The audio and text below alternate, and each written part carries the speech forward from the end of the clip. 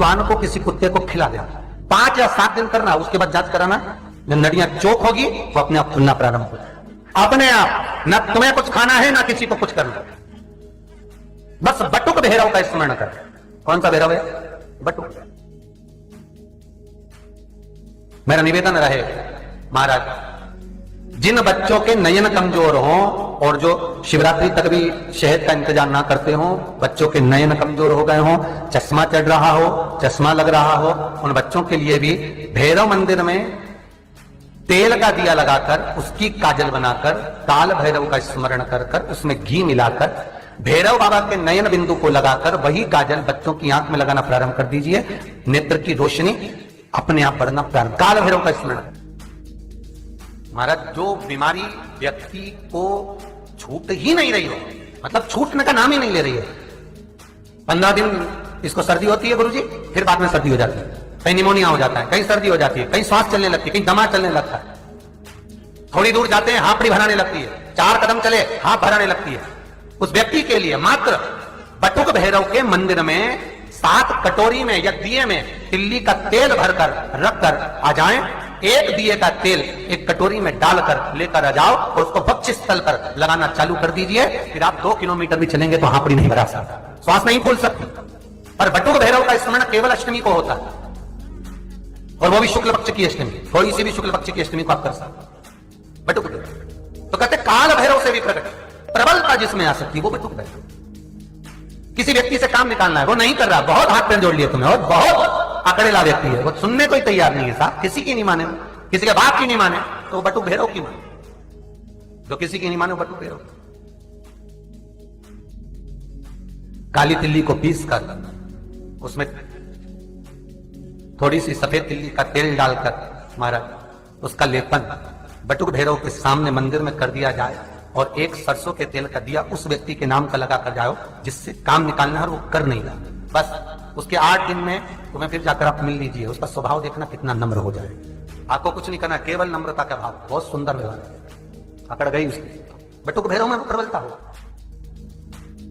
बटुक भैरव में वो सुख होता है जो शिव का एक रूप है। भगवान करे मैं महेश तक उमा के लिए तुझे प्रकट किया, तो उसके दरवाजे पर रहने लगे। पर तेरा विग्रह अंतर तुझमें और मुझ में यह था कि मेरा स्वरूप बड़ा था और तेरा स्वरूप छोटा था, बाकी की सुंदरता तुझमें उतनी ही थी जितना मैं था।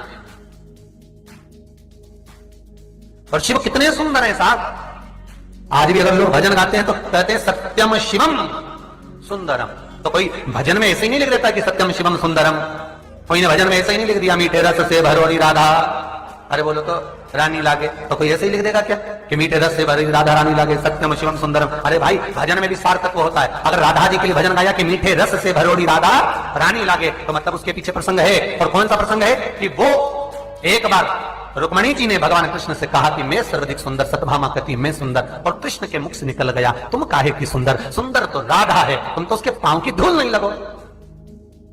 राधा इतनी सुंदर, हाँ, तो हम देखना चाहेंगे। भगवान ने पत्र लिख दिया, राधा को बुलाने के लिए द्वारपाल को भेजा, जाओ ग्राम छाता पहुंचो। द्वारपाल गए राधा जी के गांव, तो पत्र जो था वो राधा के हाथ में तो नहीं लगा, पर राधा के पति के हाथ में लग गया, अनय घोष लिया। और राधा जी के पति ने जब पत्र लिया, उस पत्र को अनय घोष ने जब पढ़ा, पढ़ते से अनय घोष अपनी माता जटिला के पास गया, मां ये कृष्ण ने पत्र भेजा है जिसका नाम राधा नित्य प्रति जपती है, और कृष्ण राधा को बुला रहे हैं। कुटिला आ गई, राधा जी की ननद।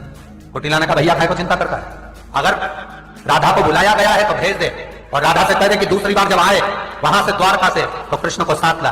अनय घोष ने पूछा उससे क्या होगा, और अगर मैंने राधा को भेज दिया और राधा उसी की हो गई तो तू तो भेज, और कृष्ण को लेकर आए, कृष्ण हमारे यहाँ भोजन करे, जब तक राधा आएगी हजारों सांप बिच्छुओं को मरवाकर उसका विष निकलवाएंगे, कृष्ण के भोजन में मिलाएंगे, कृष्ण खाएगा मर जाएगा, जो मर जाता है उसको कौन याद करता, राधा तेरी हो जाएगी।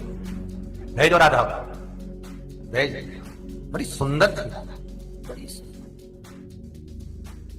जैसे मध्य रात्रि में राधा द्वारका पहुंची, चारों तरफ प्रकाश हो गया, चारों तरफ